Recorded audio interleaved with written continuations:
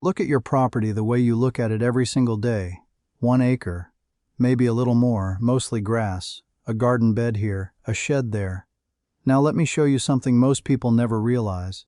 That same acre, roughly 43,560 square feet, about the size of a standard downtown city block, can be reorganized into a closed-loop food system capable of feeding a family year-round without buying bags of feed, bottles of fertilizer, or pest spray from a store ever again. This isn't a fantasy pitched by homesteading influencers. It's basic ecological engineering that farmers in Japan, the Philippines, and rural Appalachia have practiced for generations, just rarely explained clearly. The secret isn't acreage, it's design.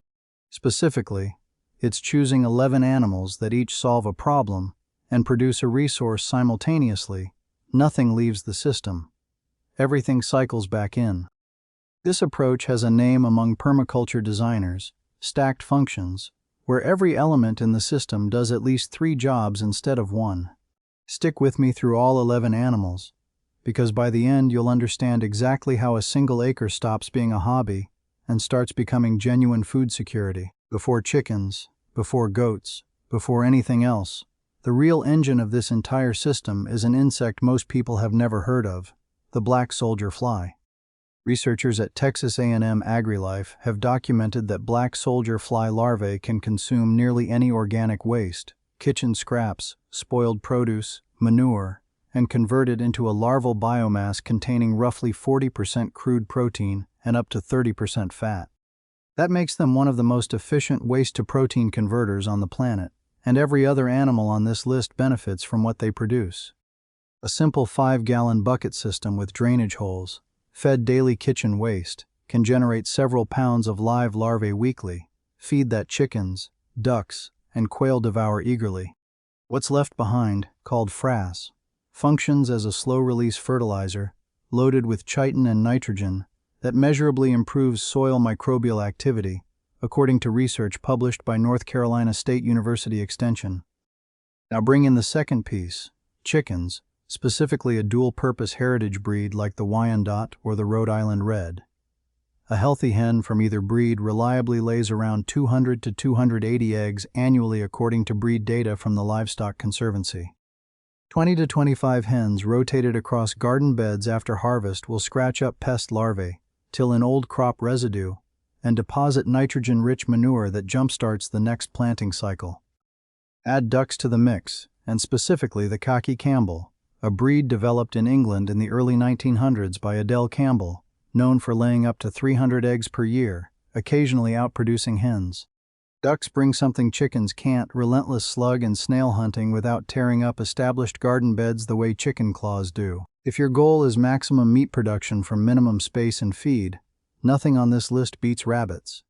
A single doe, according to data compiled by Cornell's Small Farms program, can produce offspring totaling several times her own body weight in meat annually, using a feed conversion ratio of roughly 3 pounds of feed per pound of live weight gained, compared to cattle, which typically requires 6 to 8 pounds of feed per pound of gain. That efficiency gap is enormous. Rabbit manure carries another huge advantage.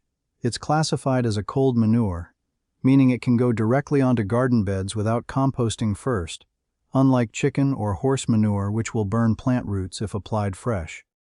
It's naturally rich in nitrogen, phosphorus, and potassium, in a balanced ratio that most synthetic fertilizers can't match without additional blending. Housing rabbit hutches with wire floors directly above garden beds lets their manure fall straight onto the soil continuously, fertilizing while they simply live their normal lives. A small breeding trio, 1 buck and 2 does, can realistically produce well over 100 pounds of lean meat annually on a single-acre setup.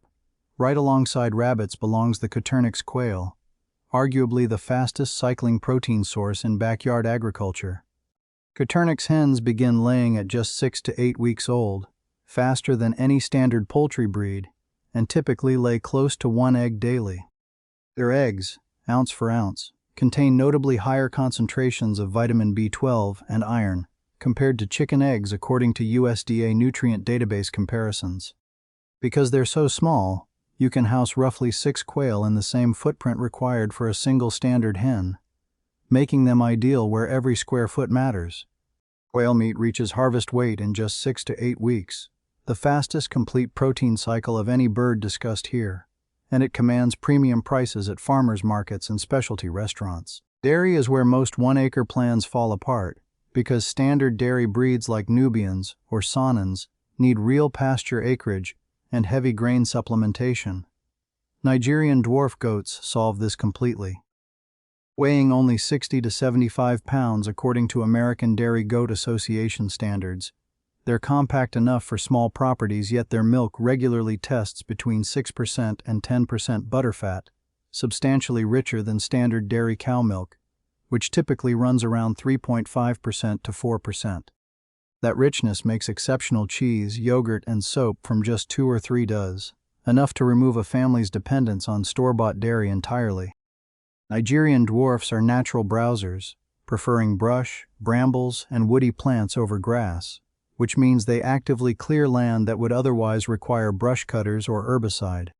Pair them with baby-doll Southdown sheep, a heritage miniature breed standing only 18 to 24 inches at the shoulder according to the Baby-Doll Southdown Sheep Society.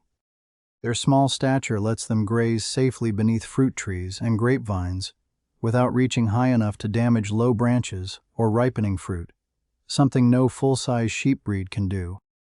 They produce a soft, fine fleece prized by hand spinners and a mild, tender lamb meat sold as a premium product at specialty markets. Then there's the animal most people wrongly assume can't work on small acreage: pigs. The reputation for destroying pasture comes almost entirely from commercial breeds. Kunakuni pigs, originally developed by Maori communities in New Zealand, are a different story entirely.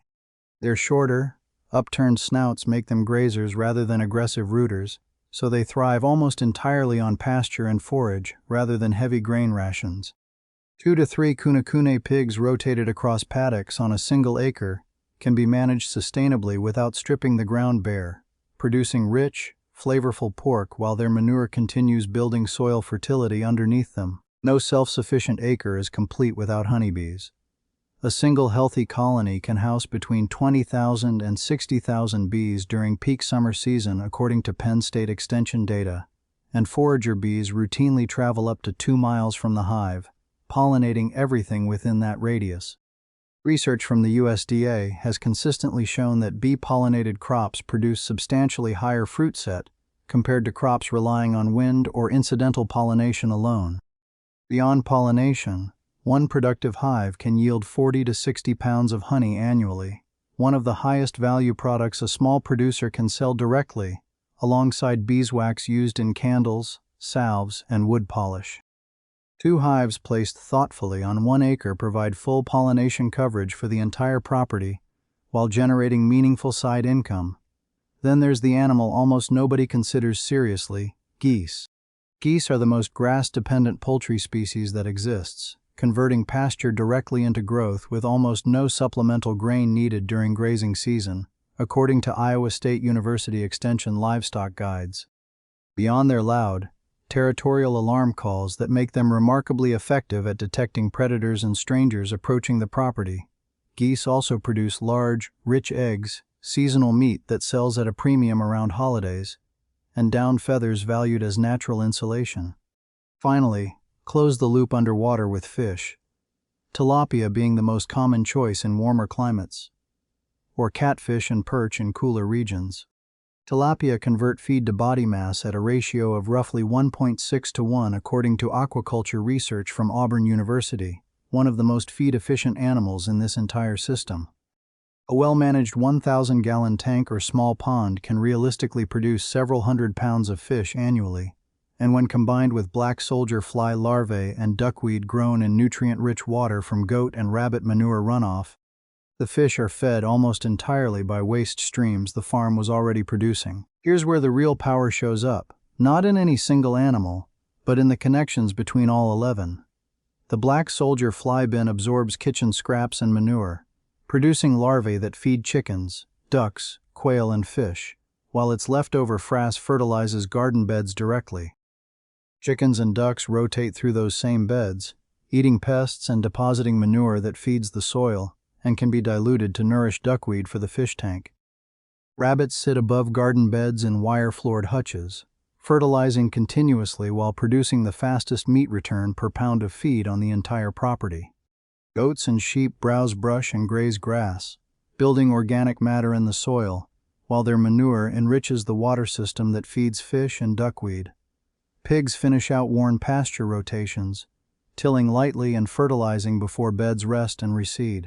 Bees pollinate every flowering plant on the property, multiplying garden and orchard yields without any additional labor. Geese graze efficiently, guard the whole operation, and produce high-value eggs, meat, and down. Fish consume waste streams and return fertilized water back into the system through simple gravity-fed irrigation. The result is a farm where outside inputs shrink every month as these internal loops mature, less purchased feed, less purchased fertilizer, fewer pest problems requiring intervention, and soil that actually improves season after season instead of degrading. If you're wondering where to start, don't try to build all 11 at once. Begin with chickens and a black soldier fly bin. Those two alone start improving your soil and cutting feed costs within the first growing season. Add rabbits next for fast, self-fertilizing meat production. Bring in bees to boost every future harvest. Then layer in quail, ducks, goats, sheep, pigs, fish, and geese as your confidence and infrastructure grow. Each new layer strengthens everything already in place. 1 acre isn't a limitation. It's simply waiting for the right design. If this gave you a clearer picture of what your land could actually become, subscribe to the channel and turn on notifications, because every week we break down exactly how to build systems like this. Drop a comment below telling us which of these 11 animals surprised you the most, and we'll see you in the next one.